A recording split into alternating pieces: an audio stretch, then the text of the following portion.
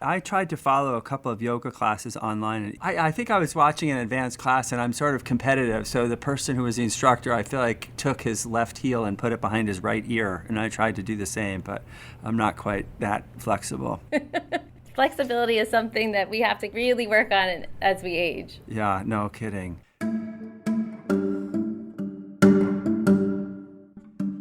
Hi, everyone. I'm Jim Ryan, the president of the University of Virginia, and I'd like to welcome all of you to another episode of Inside UVA. This podcast is a chance for me to speak with some of the amazing people at the university and to learn more about what they do and who they are. My hope is that listeners will ultimately have a better understanding of how UVA works and a deeper appreciation of the remarkably talented and dedicated people who make UVA the institution it is. Today's guest is Erica Perkins, Associate Athletics Director and Executive Director for IMREC Sports. Erica, thanks so much for being here. Thank you for having me. It's an honor. So first things first, am I right that you once fell off a bridge while running a half marathon and nonetheless completed the race? Yes, I did. Is that what got you interested in sports in the first place? No, that might have stopped my career in sports at that point. So tell me a little bit more about it. So, I was running, signed up for the Colonial Half Marathon in Williamsburg, and the race starts at 1 o'clock on a Sunday, and it was pouring down rain. It's February, it's cold, and I was soaked at the start line. But here we go. And in that race, it weaves kind of in and out through some swamp, woodlands, marshy kind of stuff, and they have bridges. And as you go through each of these little bridge parts, the crowd, they funnel in. And so I didn't want to get caught in the crowd, so I wanted to get this thing over with. And I thought I had a superpower and could skirt around everybody on the edge of the bridge, which was a railroad tie. And as soon as I put my foot on it, I slipped. I heard everyone behind me just have that big oh, and I was sitting there dangling, mortified, and did a little hand step over to the embankment, got up and ran because I was so embarrassed I couldn't stand it. And that was unfortunately only at mile 5, and I had a long way to go. And so the only thing that got me through was a adrenaline and a very bruised ego. Well, I'm glad you finished the race. We lived in the Netherlands for a year, and I was one time running across a park, and I saw ahead that the grass changed from dark green to light green, and then I realized that the reason it changed from dark green to light green is because the light green was algae on top of a canal. I realized that when I was in the middle of the canal. So I know how you were feeling. Okay, good. Yeah, it was quite an experience. I remember scrambling off the bank, and I was covered with algae and what felt like seaweed. I felt like Sigmund the Sea Monster. I don't know if you ever remember that character from Saturday morning television shows a long time ago. But in any event, I am not here to talk with you about your running mishaps. I want to hear everything there is to know about IMREC Sports. But first, a little bit about you. How did you end up in Charlottesville and at UVA? What brought you here? So my husband was actually born and raised in Charlottesville, and we moved back shortly after our son was born. And at that time, I was doing a lot of fitness consulting, locally, regionally, on educating and certifying in the health and fitness industry. And so I started helping out the fitness department at UVA. And so I was able to develop a rapport and really enjoyed working with the department and the team, the students. It was, it's always just a fun energy and vibe that comes from that group. And so a couple years later, there was a vacancy, and I was asked to consider applying for it, and the rest is history. And when was that? I started doing the consulting with them in 1995, and I started full-time in 1998. And then you sort of worked your way up the ladder to become executive director. Yeah, I have. Tell people who are listening a little bit about IMREC Sports, because it covers a lot of territory that I think people might not realize. It's funny because back years ago, we had a slogan that said, "We do more than just play sports." In recent years, I've been finding myself saying, "We're more than just a gym."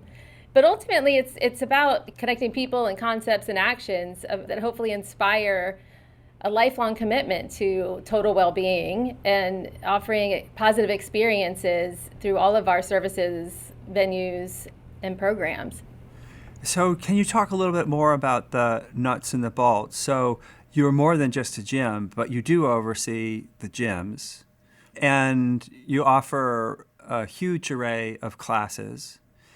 And they're open to all students, faculty, and staff? So they're open to all students. Access to each of our facilities is part of their comprehensive fee. And then faculty and staff that want to join, they can be a member for all of our services too, for less than $1 a day. That sounds like a good ad. Yes. And in addition, what else is covered by IMREC? Sure. So because of the size of our spaces, we host quite a bit of large-scale events, anything from first-year move-in options to robotics competitions to alumni events. Our day-to-day, we are a fitness wellness center. We are one of the largest student employers on grounds. I mean, our students are lifeguards, rock climbing instructors, tennis instructors. So our students are the backbone of our operations. Programmatically, we've got fitness classes ranging from indoor cycling to dance style to strength to yoga, about 70 to 80 classes each week that have a variety of different styles. Competitive sports leagues, everything from 7v7 flag football to spike ball and cornhole tournaments. We teach people how to play pickleball, tennis, martial arts, dance. Outdoor Adventure has the rock climbing center over at Slaughter Rec Center. We do hikes, paddling, kayaking, backpacking, wilderness first aid. And we have a rental center, so if a group wants to go camping on a weekend or whatnot, they can get all the gear they need to be able to do that. Sleeping bags, tents, all of it. And then we have a challenge course, which is quite popular in the nice weather, which is an opportunity for team building, for groups to come in and build trust and do activities that challenge folks mentally and physically on high ropes and low ropes. And what about club sports? Are you connected to club sports as well? Absolutely. We advise average each year approximately 65 club sports. 65 club sports? I didn't realize there were 65 sports. We have Quidditch. I was going to ask you what's the most unusual club sport you have. Do you think that takes the cake? I mean, I think they're all, it's unique. There's a lot of dance clubs that are very competitive, nationally. We have a traditional soccer, lacrosse, and things like that, but there's a lot of different dance groups and ultimate frisbee.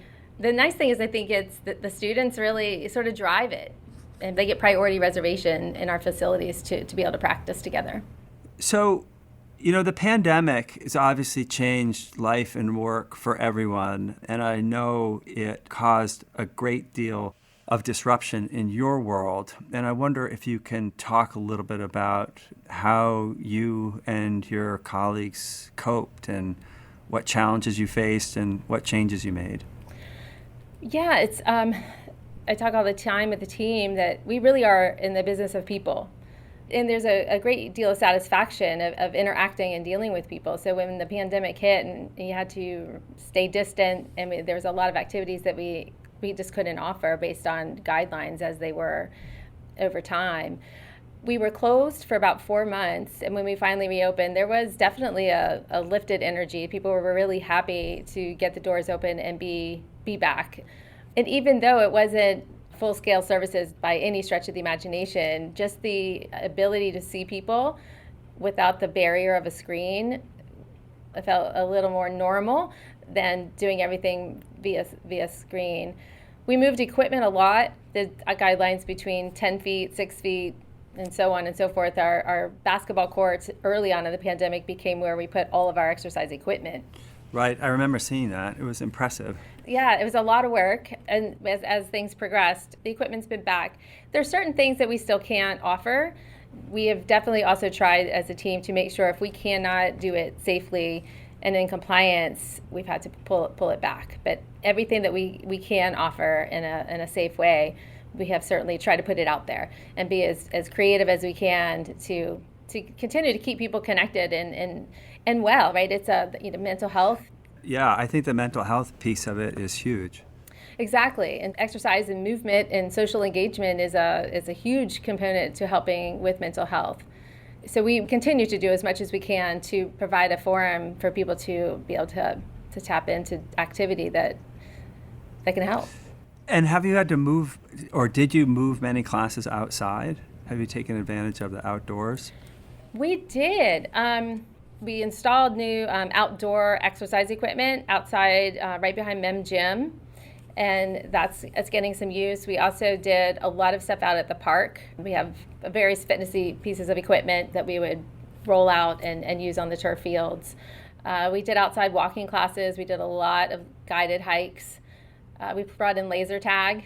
Anything and everything we could do outside, we were trying to do so. And then activities that we could do where we could keep decent distance, if you will. So let me ask you a slightly unfair question, which is, do you have a favorite gym among the gyms at UVA? No. And this is because they're each unique. I think that's the right answer for you to give. They're very unique. And I think that's what is fun, because right there they offer different things. So the Slaughter Rec Center has rock climbing, and the outdoor rental center is there. And the gym is a little bit more functional strength training as opposed to all the selectorized equipment and things like that. Whereas MEM Gym, that's the only one that has a combative boxing room. I didn't know it had a boxing room. It does. It's very cool. And MEM is just the original. It's going to be turning 100 years old, and it just has a total nostalgia to it. Right. Yeah, no, it's a very classic looking gym. Yes. So that one's a ton of fun. And, North Grounds, it has a pool that a lot of our swimmers enjoy going over there. We don't have to work around the varsity athletic schedule. We have squash courts over at North Grounds. We have squash and racquetball at North Grounds. And then AFC is our largest facility. Yeah. So I think it depends on what your interest is, maybe that day, that week, or an opportunity to try something different. So any advice you'd give to students who have not yet taken advantage of what you have to offer? Oh my goodness, I think they just need to come and try or ask. And there's a lot of our students that would also love to, be a buddy to help them, experience something for the first time.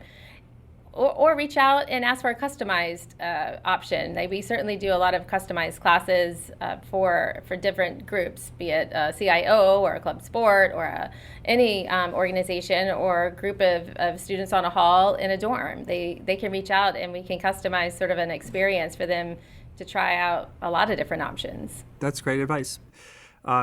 Well, Erica, thanks so much for spending time with me and with all of our listeners. And I want to thank you not only for what you do in normal times, but to thank you and your team for everything you have done during the pandemic to keep facilities open, to keep people healthy, both physically and mentally, and to work as hard as you can to give people opportunities to continue participating in the incredible programs that you offer. So honestly, on behalf of everyone at UVA, you have my deepest gratitude. Thank you so much. I appreciate that. And the kudos really go to the team and our students for sure. So thank you.